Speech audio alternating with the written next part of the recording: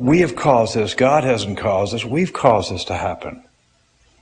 The Greeks and the Romans believed that the earth was a goddess Gaia, and that she is, and as beautiful as she is, she must be a goddess, and that we're destroying her. And so she must eject us. Just like an antibiotic, we are the thing that's destroying her. We must be ejected. The species that is the most endangered on this planet is man. And it's not because of what God has done, it's because of what we have done.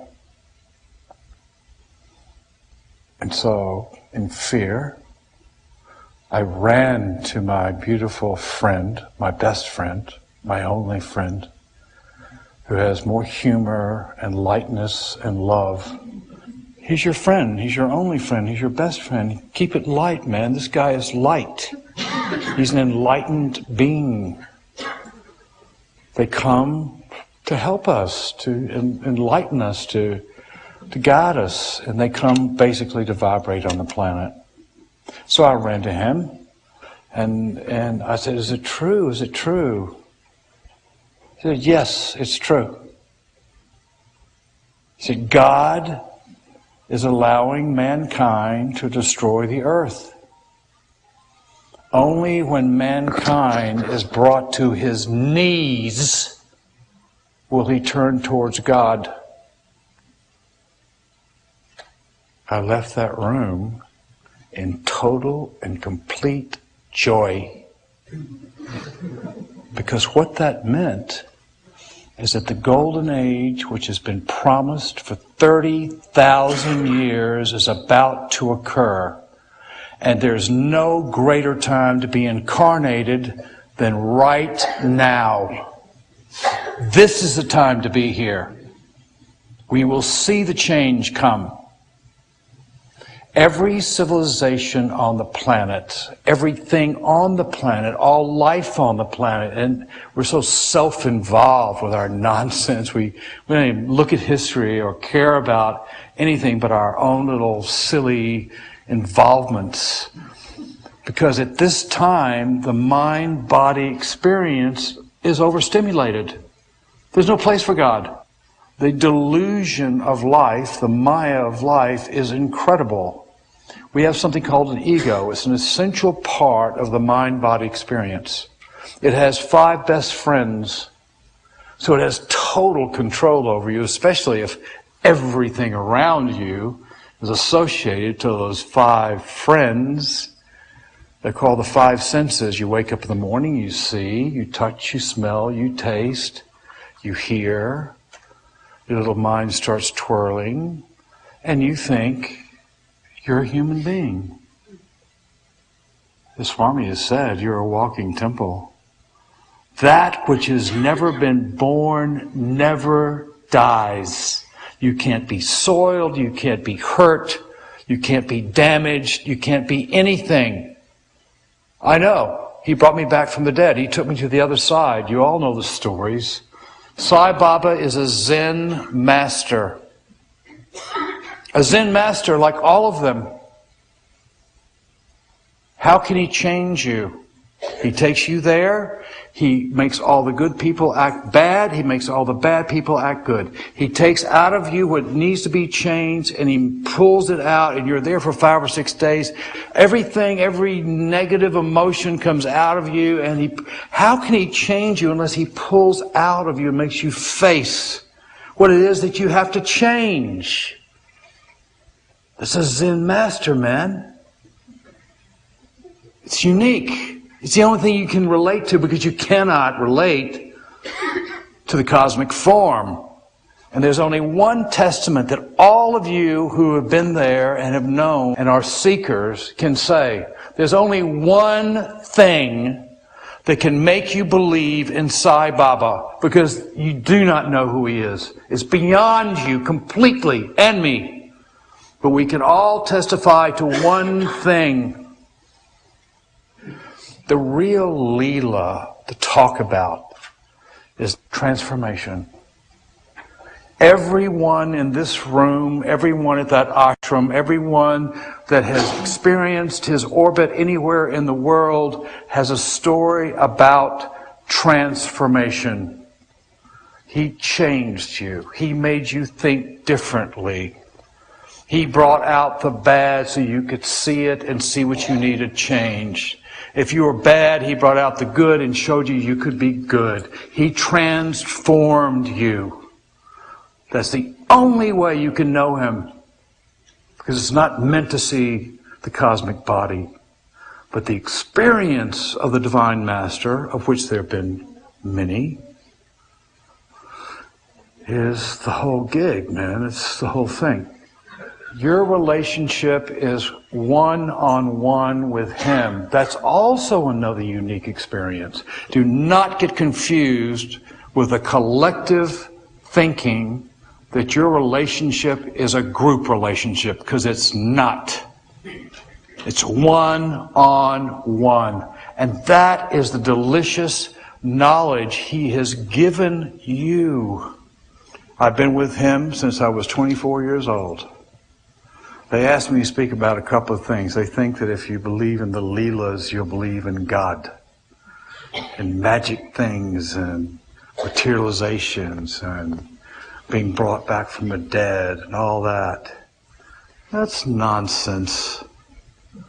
The Leela, the only Leela that you can relate to is your own personal transformation. You don't need any Leelas. You don't need any rings. You don't need any vibhuti. You don't need any of that. You need to know that the orbit, the vibration, has transformed you. And the last time I sat with him inside, I said, Swami, I'm praying to Lakshmi, every night. I'm doing what you told me to do. And he took his finger and put it right on my chest as hard as he could. He says, Lakshmi is inside of you. There was a great saint, Saint Germain.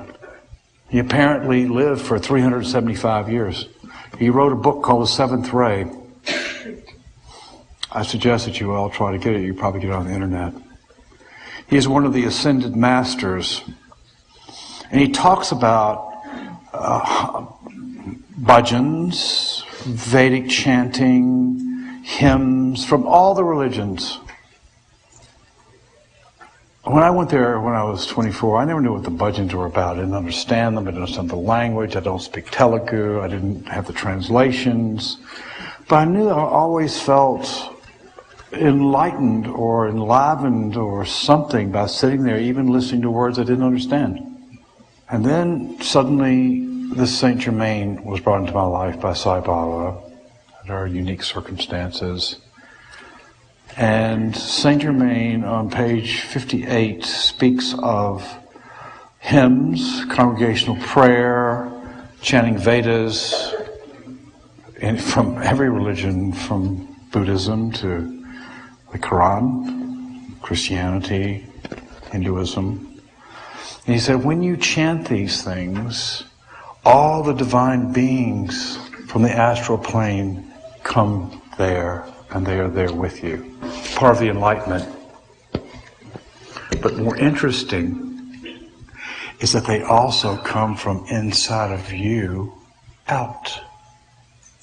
Because you are walking temples. All the divine beings are inside of you, not outside of you. What foolishness is this duality? This is how we fell from grace.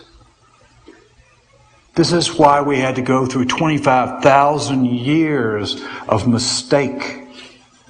And now we're in the Kali Yuga, the very last end of it all, the darkest hours before the dawn.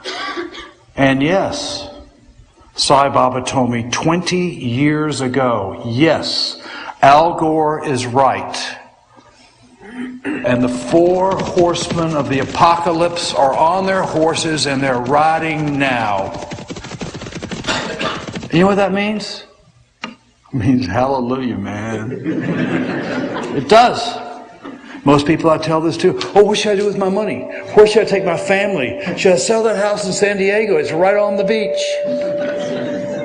Now this, and they said, where can I be safe? Should I go to Puta Party? Should I go up to Bhutan? Should I go up to... There's going to be no safe place. The only thing you should care about is that you are blessed to be here to see the transition of the new age. This Maya machine started with the Industrial Revolution. Whenever you wanted to have money, because there were only kings and warlords and monarchs throughout this entire land, Isthmus Valley, you name it, China, period. Every other person that lived under their roof were slaves, were serfs, were nothing. There was no law for them. They owned something. They owned a soldier's uniform to go fight somebody else for these guys. Because the only way you get more money or gold or silver was to go rob it from this other kingdom. Go get from these other guys. And then all of a sudden the Industrial Revolution came along. And we started making things for the masses. So suddenly everyone said, hey, we don't have to go rob any money across the street. We can sell stuff to our own guys and make a fortune. We can make our fortunes internally. And that's when the Maya of wanting and needing and having things, which you are all sitting at the ultimate moment of, started. 1820, 1830. Started with something called a cotton gin. And then the English and the Dutch and the Germans and all of them started manufacturing everything for the masses. And that was, people wanted things, to have things, comparing to their neighbor. I have this, you don't have this. I have this, you have this, I have this, you don't have this, you have this, I don't have this. And that's when the mind-body experience was overstimulated and the stimulation began.